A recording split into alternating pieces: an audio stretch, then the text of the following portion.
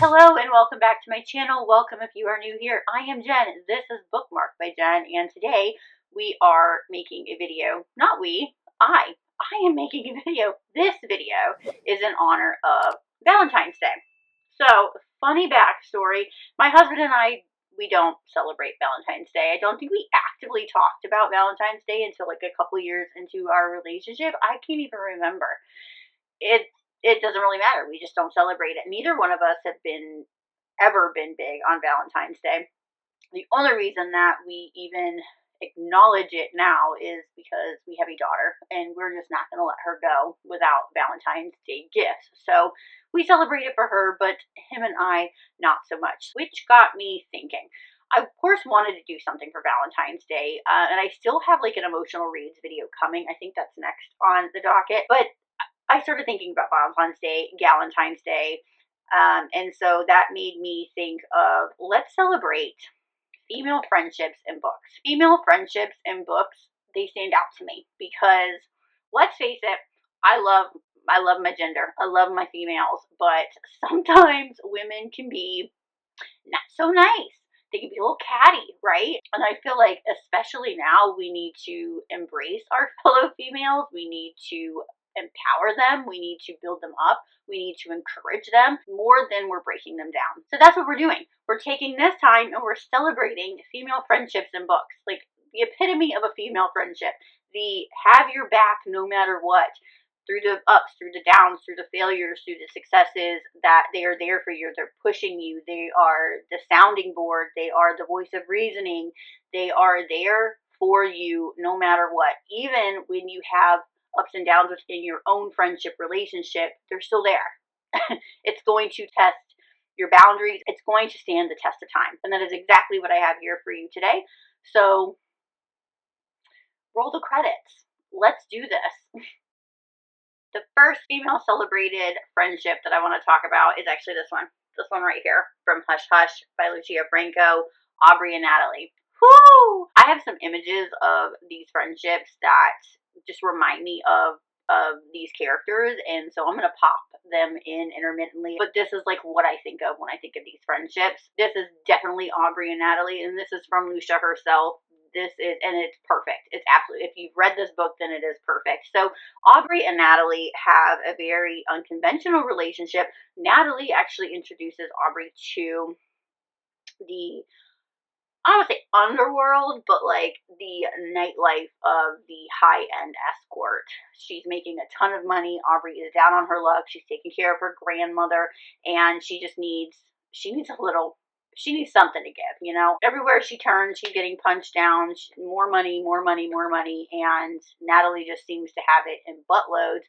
Now, her family is well off, like her parents have money, but she wanted to make her own money and make her own way in life, and that's what she's doing. But Aubrey doesn't know exactly what Natalie's doing until Natalie actually shares the goods, and that is, you know, honey, I'm high-end escort. I'm getting paid to look this good. So Aubrey needing money and not having any stipulations against sex, she auditions and she gets the job. I love this friendship for so many reasons, but this friendship, it's fun.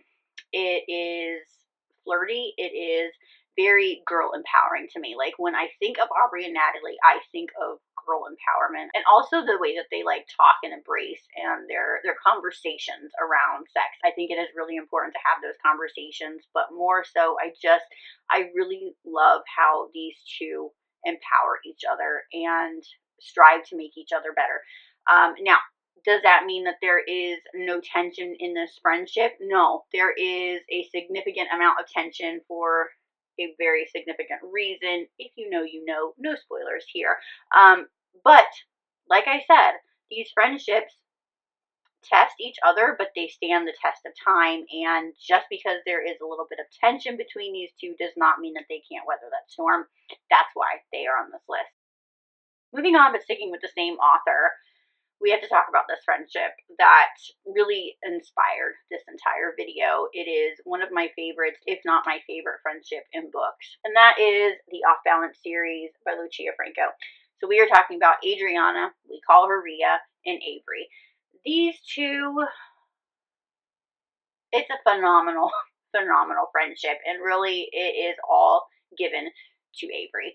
Avery is just an impeccable friend. Adriana is a good friend too, but in this, I mean, if you've read the series, she is wrapped up in her own world at the moment, and she sometimes is not the greatest friend, but that's okay, because I think friendships are a lot of give and take. We're not always at 100% with all of our friendships or our relationships. Sometimes we're at a 20, sometimes we're at an 80, but when you have a really great friendship like these two do, I think you are able to meet your friends at whatever level that they need. And right now, Avery is taking up most of that because Rhea needs her. Adriana needs her to meet her at a certain point, and Avery is absolutely the type of friend that will do it. I loved this friendship so much because, and I think I resonated with Avery, and I just fell in love with her all the more because she was the sounding board to Rhea. Everything that I was screaming at Adriana throughout this entire series, Avery was saying for me.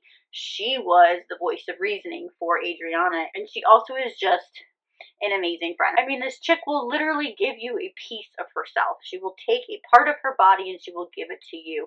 She is infinitely your ride or die. I think everybody should strive to be an Avery. I think everybody should strive to have an Avery in their life. Avery is amazing. I'm really looking forward to Avery and Xavier's story because I would really like to see a little bit more of Adriana and her relationship. I think that Adriana is going to, hopefully, my hope is that Adriana starts to meet Avery where she needs her, because Avery is definitely going to need her, and I think Adriana is going to step up now that, you know, things have worked out for her. So we'll see there. But you guys, I mean, this friendship is just amazing. And I remember the first time that I read this series, like when Adriana started to let her in on some things that were happening, I was like, oh girl, you don't be telling nobody that. Like, they gonna tell on you, you're gonna get in trouble. It's all gonna come down because you're telling the wrong person. Nope, I was wrong.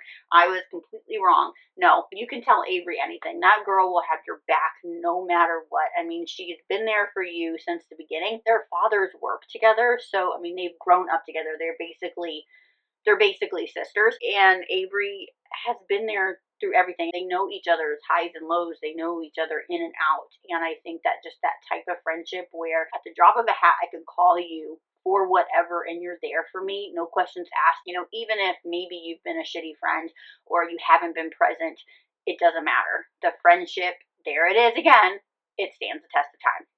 Okay, let's move on because I could talk about these two forever.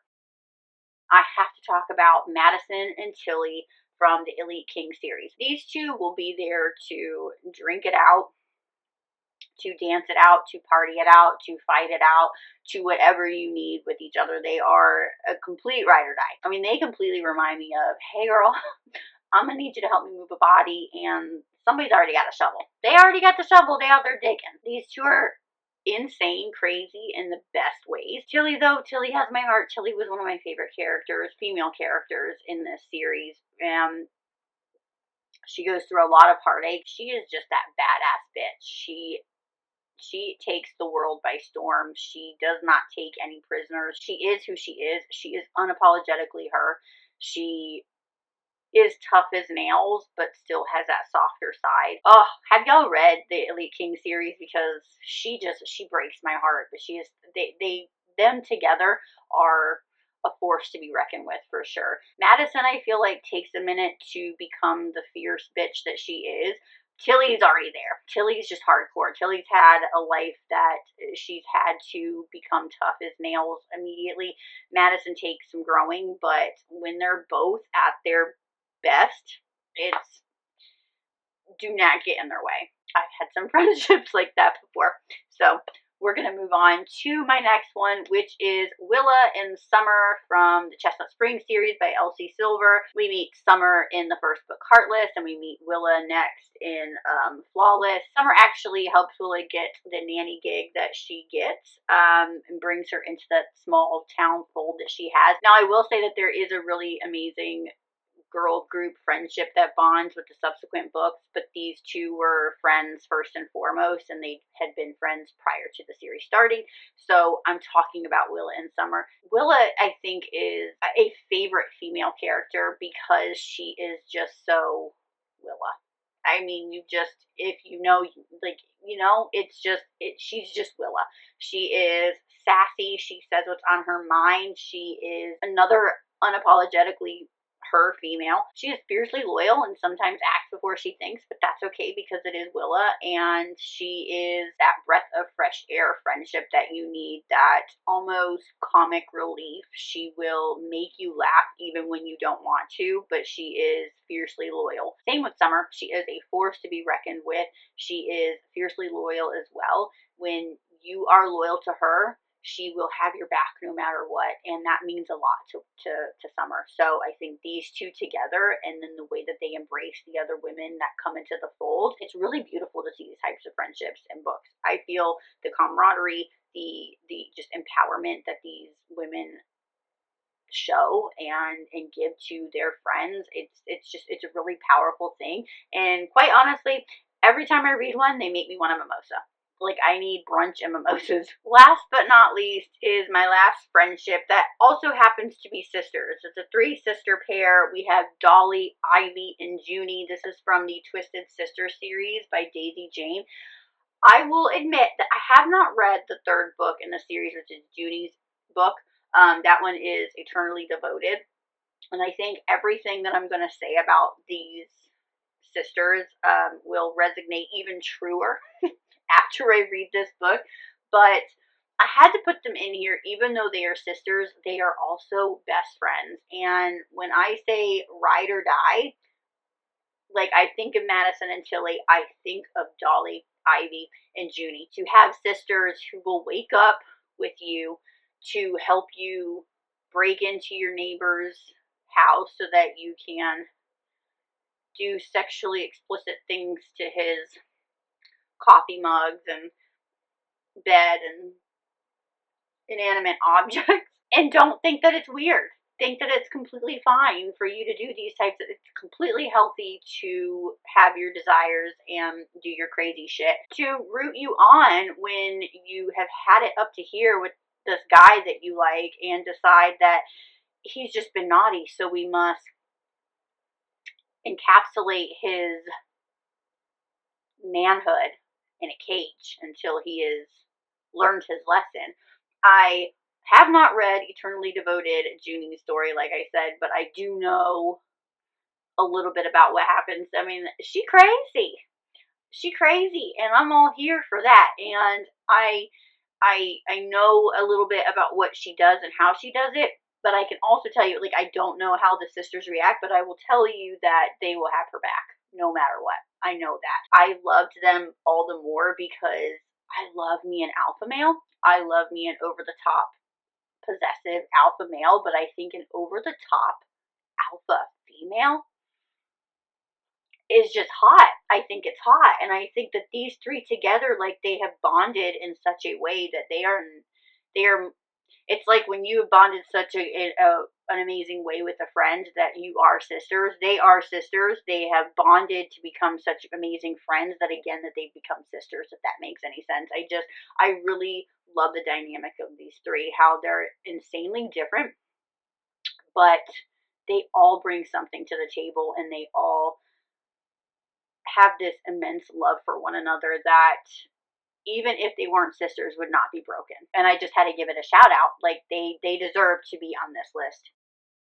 And there we go. There you have it. This video, I don't know what it's going to be like. I think it's all over the place, but it is what it is. It is my ode to female friendships in books. But here's also something that I want to mention. So these friendships are not at the forefront of these books. These are romance books. So we're here to see the romance between these characters and a significant other. But these friendships stood out to me in these books, and they meant something to me. They have stood with me for a while. They made a mark on me. They stood out in a romance-dominated book of, man, what an amazing friendship. And I just want to give a shout out to females in general and female friendships, and just let's remember to empower each other instead of knocking each other down, because it takes so much more energy to be hateful than it does to be positive. And I think we can all use a little bit of positivity in our life. I know that probably came out a little hallmarky, but I meant it. So there you go. That is going to do it. Let me know down in the comments who your favorite female, I was going to say romances, favorite female friendships are in books, and I will catch you on my next video. But until next time, happy reading and happy Valentine's Day to you.